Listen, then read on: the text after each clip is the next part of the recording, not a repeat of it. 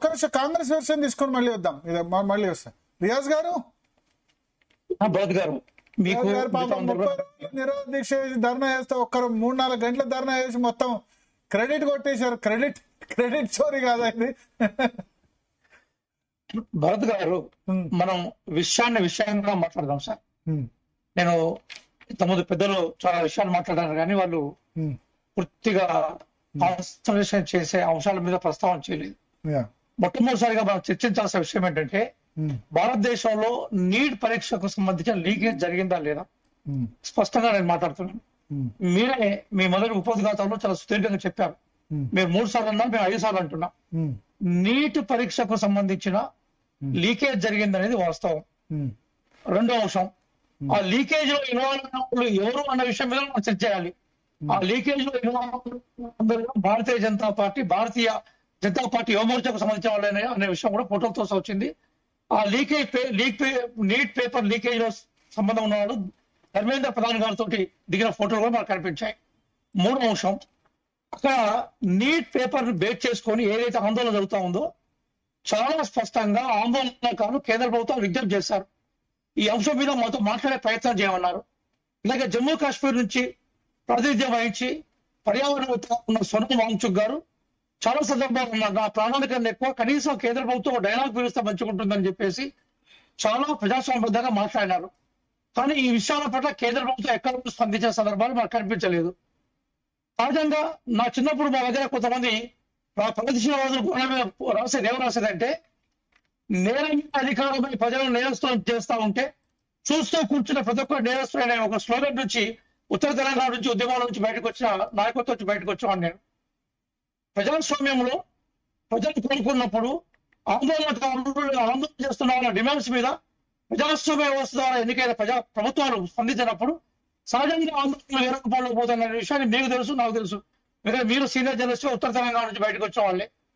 చర్చలకు అవకాశం ఉన్నా చర్చలకు పిలవకుండా, చర్చించే అవకాశం ఉన్న చర్చను కొనసాగించకుండా, పార్లమెంట్ లో కూడా ప్రధాన ప్రతిపక్షం ఉన్న కాంగ్రెస్ పార్టీ ఆ విషయాన్ని పదే ప్రస్తావించే ప్రయత్నం చేస్తే పార్లమెంట్ పదే వాయిదా విషయంలో ఎవరికి మనకు తెలుసు. ఏం బ్రతికారు ఈ భారతదేశంలో రాజీనామా చేయడం అనే కల్చర్ లేదా? లాల్ బహదూర్ శాస్త్రి గారు జరిగితే రాజీనామా చేసే చరిత్ర భారతదేశానికి ఉన్నది. ఇదే ఆంధ్రప్రదేశ్ లో, ఉమ్మడి ఆంధ్రప్రదేశ్ లో ఇంటర్మీడియట్ పేపర్ కు సంబంధించిన లీకేజ్ జరిగితే వారు గౌరవంగా తన పదవికి త్యాగం చేసే సందర్భాలు మనకు ఉన్నాయి. చరిత్రను విస్మరించే హక్కు ఎవరికి ఉండదు. ఈ రోజు చాలా క్లియర్ గా పేపర్ లీకేజ్ దాచేసి పేపర్ లీకేజ్ మీ ఆయనలో జరగలేదా, మా ఆయనలో చర్చ కాదు కదా సార్. పేపర్ లీకేజ్ జరిగినప్పుడు బాధ్యత ఎవరు వహిస్తారు? పేపర్ లీకేజ్ జరిగినప్పుడు ఏ స్థాయిలో జరిగినా కూడా ఉన్నతమైన పదవుల్లో బాధ్యత వహిస్తారు. ఉన్నతమైన పదవుల్లో ఉండే ధర్మేంద్ర ప్రధాన్ గారు రాజీనామా చేయడం ఏమవుతుందంటే, ఈ ప్రజలకు ఒక నైతికత వస్తుంది. 20 మంది విద్యార్థులు ఆత్మహత్య చేసుకున్నారు. దాని గురించి భారతీయ జనతా పార్టీ స్పందించే సందర్భాలు లేవు. మన్ కీ బాత్ లో గౌరవ ప్రధాని మోడీ గారు స్పందించే సందర్భాలు లేవు. కాబట్టి వాళ్ళు కాంగ్రెస్ జనతా పార్టీ అనే పేరు మీద అక్కడ యువత జమైనారు. డెమోక్రటిక్ డిమాండ్ చేశారు. సరే, అక్కడ ఏం మాట్లాడాలనే విషయం మీద చర్చలు పోవట్లేదు. నిజంగా అక్కడ దేశాన్ని వ్యతిరేకంగా, సంఘాన్ని వ్యతిరేకంగా, రాజ్యాంగాన్ని వ్యతిరేకంగా మాట్లాడితే వాళ్ళ మీద చట్టపరమైన చర్యలు తీసుకునే హక్కు పూర్తిగా ఉంది. మీరు ఒక విషయం చెప్పారు, ఏమన్నారంటే మీరు ఢిల్లీలో జర్నలిస్ట్ పార్టీ చేసినప్పుడు తెలంగాణ ఉద్యమాలు నేను కూడా ఢిల్లీలో ఉన్నాను, మన పరిచయం కూడా అక్కడ మీకు కూడా తెలుసు. నేనేమంటున్నానంటే ఢిల్లీ పోలీసులు చాలా ఉదారంగా ఉంటుందని చెప్పారు. కానీ నిన్న లాఠీచార్జ్ చూసిన తర్వాత నిజంగా ఉదారంగా ఉన్నది మీకు కనిపించిందా?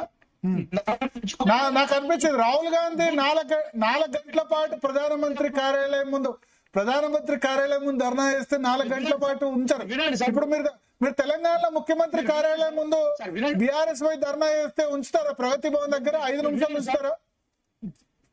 ఇప్పుడు భరత్ గారు, తెలంగాణలో ఇప్పుడు రేవంత్ రెడ్డి ఇంటి దగ్గర 5 నిమిషాలు ధర్నా చేస్తే ఉంచుతారా చెప్పండి బీఆర్ఎస్ మీకు? సార్ మీరు వినాలి కూడా, నేను 2 విషయాలు ప్రస్తావిస్తాను సార్, వినండి సార్. ఒకటి, నెంబర్ 1 సంగప్ప గారు, నేను మాట్లాడుతున్నప్పుడు నేను మౌనంగా ఉన్నాను, హోందాగా ఉన్నాను. మీరు అధికారులు ఉన్నారు, బాధ్యతగా మీరు చెప్పేది వినాలి సార్.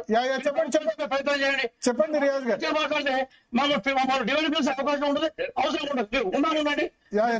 మీకు నిజంగా చాలా ప్రధానమంత్రి చెప్పండి, మీకు బలిత చేయాలి చాలా దగ్గర చెప్పాను మేము వింటాం. మేము మీకు ఆగండి, మేము మాట్లాడుతున్నాం కదా. చెప్పండి రియాజ్ గారు Yes. ఆందోళనకారుల పట్ల పోలీసుల వైఖరిని ఎవరు కూడా సమర్థించరు. నెంబర్ 1. నెంబర్ 2 ఏంటంటే పార్లమెంట్ జరుగుతున్నప్పుడు లోక్సభ ప్రతిపక్ష నాయకుడుగా ఉండే రాహుల్ గాంధీ గారు రోడ్డు మీదకి రావాల్సిన అవసరం ఏర్పడింది. పార్లమెంట్ లో చర్చకు అవకాశం లేనప్పుడు, పార్లమెంట్ లో మాట్లాడడానికి అవకాశం లేనప్పుడు వాడుకొని అఖిలేష్ యాదవ్ గారు వచ్చారు. తర్వాత అట్లాగే మనకి తృణమూల్ కాంగ్రెస్ సంబంధించిన ఎంపీ కూడా అక్కడికి వచ్చారు. ఎందుకు వచ్చారంటే పార్లమెంట్ లో మాట్లాడడానికి అవకాశం లేనప్పుడు అవకాశాలను ఉపయోగించుకుని మీడియాను ఉపయోగించుకుంటా ఉంటారు. మనకు తెలిసిన విషయాలే కదా ఇవన్నీ. కాబట్టి ఈ రోజు రాహుల్ గాంధీ గారు ప్రధానమంత్రి గారి ఇంటిపై ఎదురుగా వచ్చి ధర్నా చేయడానికి అవకాశం ఇచ్చిన అంశం ఏంటి? పార్లమెంట్ లో మీరు చర్చగా అనిపించలేదు. కాబట్టి వందలాది విద్యార్థులు వేలాదిగా మారి, వేలాది మంది లక్షాదిగా మారి ఆందోళనకు వచ్చినప్పుడు ఆ విద్యార్థులు సింపుల్ అడిగిన విషయాలు 3. ఒకటి, నీట్ పరీక్షకు సంబంధించిన మేము నీట్ పరీక్ష మీద అభ్యంతరాలు ఉన్నాయి. నీట్ అనే పరీక్షను అందులో స్టాలిన్ గారు కానీ మిగతా రాష్ట్ర ముఖ్యమంత్రులు ఏమంటున్నారంటే, ఒకప్పుడు మనకి ఎంసెట్ జరిగేది, ఒకవేళ ఎంసెట్ లోపాలు తప్పితే ఆ రాష్ట్రానికి ఫలితం అయిపోయింది. మీరు జాతీయ స్థాయిలో పరీక్ష నిర్వహించే క్రమంలో యంత్రాంగాన్ని కూడా జాతీయ స్థాయిలో మనకి సంశోధన చేసుకోవాలి కదా. మీరు కాశ్మీర్ నుంచి కన్యాకుమారి ఒకటే ఎగ్జామ్ పెట్టినారు.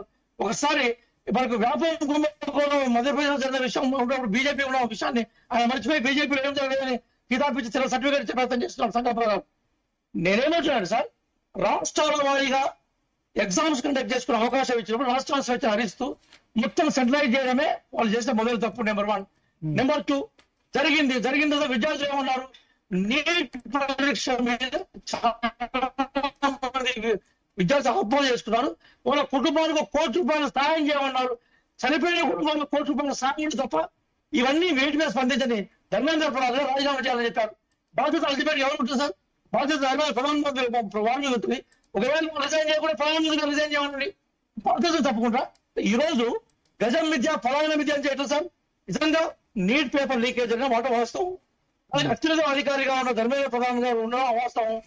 అని మీరు రాజీనామా చేశారు.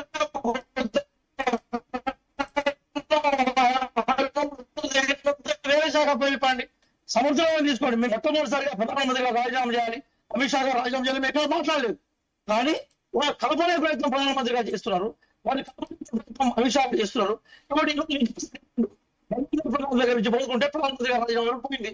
ఇట్లా ఇంకా పెరిగే అవకాశం ఉంటుంది. కానీ నిజంగా కేంద్ర ప్రభుత్వానికి పరీక్షల మీద చిత్తశుద్ధి ఉంటే, లీకేజ్ అనే విషయాన్ని వాళ్ళు వాస్తవంగా ఒప్పుకుంటే, ఆ లీకేజ్ లో అత్యున్నత స్థాయిలో ఉండే విద్యామంత్రిగా ఉన్న ధర్మేంద్ర ప్రధాన్ గారితో ఎందుకు రాజీనామా చేయారు? అంత ప్రేమ ఎందుకు మీకు? ఈ దేశంలో రాజీనామా చేసే చరిత్ర మీరు చెప్పాను. రాహుల్ గాంధీ గారు తప్పనిసరి పరిస్థితుల్లో రోడ్డు మీదకి రావాల్సిన పరిస్థితి ఏర్పడింది. ఇప్పుడు పాపంలో పెద్దలు అట్లా మాట్లాడుతుంది. మేము ఎందుకు పోలేదు సార్ ధర్మం దగ్గరికి? రాహుల్ గాంధీ గారు చివరి క్షణం వరకు కూడా ధర్మం దగ్గరికి పోలేదు. ఎందుకు పోలేదంటే విద్యార్థులు స్వచ్ఛందంగా చేస్తున్న ఆందోళన దగ్గరికి రాజకీయ పార్టీలు పోతే రాజకీయ పార్టీలో వెలుగు నడిపిస్తాయని ఒక అపార్థం మీద వస్తుంది. వాడు మేము పోలేదు. పార్లమెంట్ లో ప్రస్తుతించే అవకాశం మాకు ఎందుకంటే పార్లమెంట్ లో మాకు ఎంపీలు కాబట్టి పార్లమెంట్ లో ఎంపీలు ప్రస్తావించే అవకాశం మాకు ఉంటుంది. కానీ పార్లమెంట్ లో మాట్లాడించే అవకాశం లేకుండా మీకు వచ్చారు పాపారావు లాంటి వాళ్ళు గొప్ప ఎకనామిస్టులు. మీరు కూడా తప్పని చేసి బీజేపీ వేసే వల్ల మీరు పడితే ఎట్లా సార్? ఎప్పుడు కాంగ్రెస్ బీజేపీ అనేది ఉత్తర ధ్రువం దక్షిణ ధ్రువం. మేము మహిళలకి కలిసే అవకాశం ఉండవు. రెండు పట్ల కలిసి మాట్లాడే ఒక దారి ఏదైతుందో దయచేసి దానికి దూరం ఉండండి. భారతీయ జనతా పార్టీ బాధ్యత వహించాలి, ప్రధానమంత్రి గారు బాధ్యత వహించాలి. డిమాండ్ చేస్తున్నాం.